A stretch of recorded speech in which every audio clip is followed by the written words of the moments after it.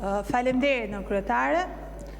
Fakti që ju nuk flisni për flet shumë edhe për projekt kalendarin që keni hartuar. Në fakt, opozita në konferencën e kryetarëve ka mbajtur një qëndrim të qartë sepse nuk e ka miratuar këtë projekt kalendar.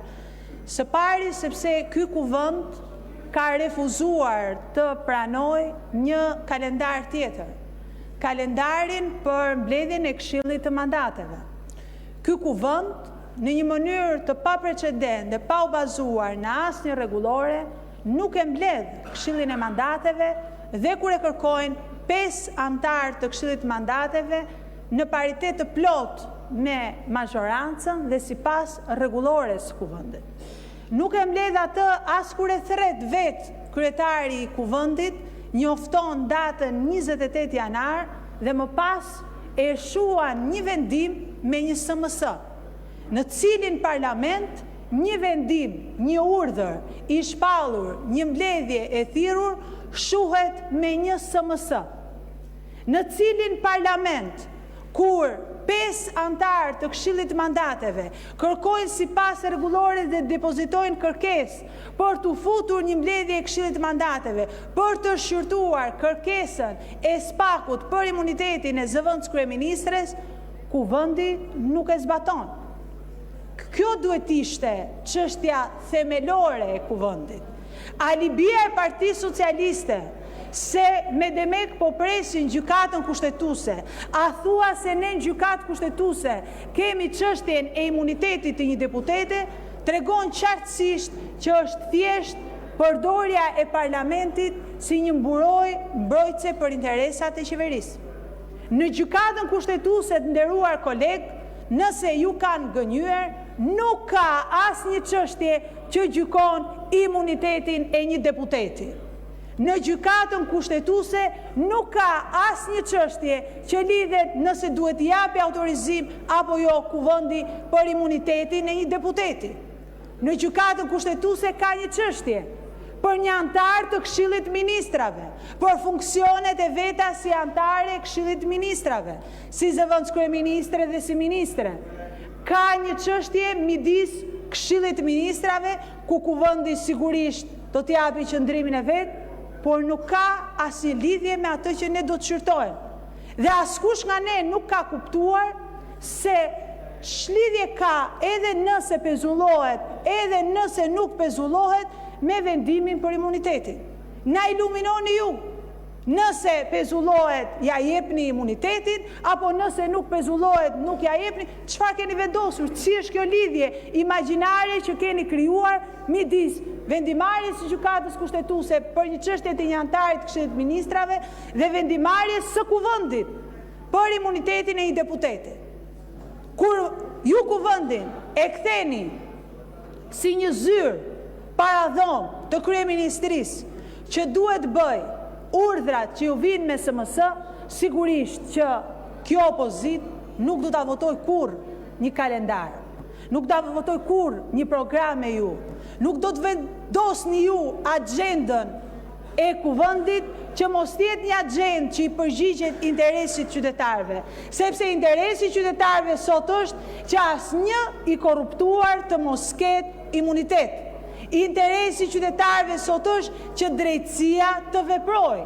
Interesi qytetarëve sot është që investimi që kanë bërë partnerët ndërkombëtar, që ka bërë ky kuvend me 140 vota, të shkojë dhe mos përplaset me pushtetet e tjera për t'i dhënë mburojë politike njërit apo tjetrit.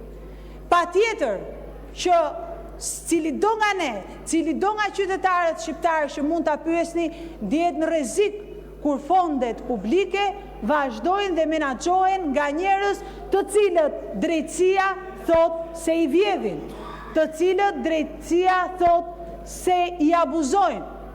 Rrugë që bien çdo ditë.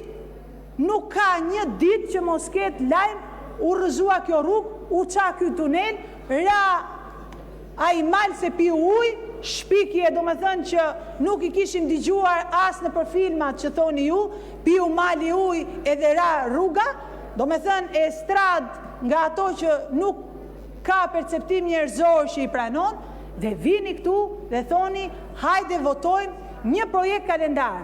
Një projekt kalendar në fakt, që dhe në vetë vete ka shkeljet rregullores. Se ja u tha kolegu juaj Braçe, nuk është që ju fusni seancat e pyetjeve përgjigjeve, interpelancat, kërkesat për mocion me debat, kur ju do qefi juve. Edhe a ju do, apo nuk ju do qefi juve. Ato futen sepse janë detyrim në rregullore. Ato futen brenda 3 javëve, kur janë normale. Ato futen në seancën pasardhëse, kur janë urgjente. Mund na thoni ku është kërkesa e Partisë Demokratike për interpelancë me ministren e brendshme për gazin helmus që ju hodhën protestuesve të opozitës? Ku është? Ku është seanca e pyetje e përgjigje me ministren e brendshme? Si ka mundësi që çdo projekt ligj i deputetëve të opozitës lihet me 2, 3, 4, 5 muaj atje dhe projekt ligjet e deputetëve tuaj futen me korsit shpejt? Ju, ku shikoni projekt ligj të opozitës, keni vetëm një devizë. Do ta votojmë kundër, edhe nëse është pro interesit publik. Dhe tani keni shpikur dhe një metodë të re që fusni projekt ligje paralele të një llojta me ato që kemi propozuar ne, vetëm e vetëm për të mos miratuar projekt ligjin ton. Ja u them këtu dhe ja u deklaroj zoti Balla, me që je kryetari i grupit, merrni projekt ligjin tim për pagat e mësuesve, ndryshojini emrin, vini emrin e Manastirliut që ja u hoqi me VKM në qershor të vitit 2024, vëreni dhe votojeni. Nuk dua emrin atje as kreditet. Dua thjesht të bëhet interesi i mësuesve, i sindikatës bashkuar të arsimit shqiptar, që ka shkuar kundër jush edhe në gjykatë kushtetuese, edhe do t'ju publikoj, nderuar koleg, se ju harroni, se shtoni dhe se ç'bëni, mbledhjet e Komisionit të Edukimit, kur me pathos mbronit atë VKM që sot doni ta ndryshoni me ligj. Kur me pathos ish ministrja juaj e arsimit në asko thoshte, kam bërë shumë mirë që ja kam hequr atë 50.000 lekshin, se i kam barazuar me nënpunësit e administratës publike mësuesit, se mësuesit nuk mund të quheshin me shkollë të lartë. Janë në proces verbal të datës 12 nëntor 2024 në mbledhjen e Komisionit të Edukimit dhe mund të shikoni. Mua vjen mirë që do ta fitojnë betejën mësuesët, por më vjen keq që ky parlament përdoret gjithmonë dhe vetëm për interesa të majorancës, përdoret gjithmonë dhe vetëm duke pasur 2 korsi, një korsi për qeveritë dhe për deputetët e majorancës dhe një korsi e cila harrohet, e cila ngelet në zyrtarët e kuvendit, e cila votohet gjithmonë kundër. A thua se do të humni ndonjë kredit madh politik po votuat pro, sepse keni frikë të pranoni që opozita qëndron në interes qytetarëve. Dhe ajo në fakt që do duhet bëj ky kuvend, do duhet të ndjeki interesin më të lartë qytetarëve, të mbledhi me njëherë këshillin e mandateve, të mbledhi pavonesë dhe të shqyrtoj dhe të japi miratim për heqjen e imunitetit të zëvendës kryeministres në mënyrë të tillë që drejtësia të veprojë, në mënyrë të tillë që provat mos prishen, në mënyrë të tillë që askush të mos vazhdojë të abuzojë me fondet dhe me interesin publik të qytetarëve shqiptar. Ky është interesi më i lartë i qytetarëve shqiptar. Një kuvend që të miratojë ligje për ta, një kuvend që të dëgjojë grupet e interesit dhe një kuvend që mos të shërbejë si mburoj politike, si garanci për të mos u hetuar, si garanci për të mos u arrestuar, si licencë për të bërë korrupsion, si licencë për të bërë klientelizëm, si licencë për të vjedhur fondet publike.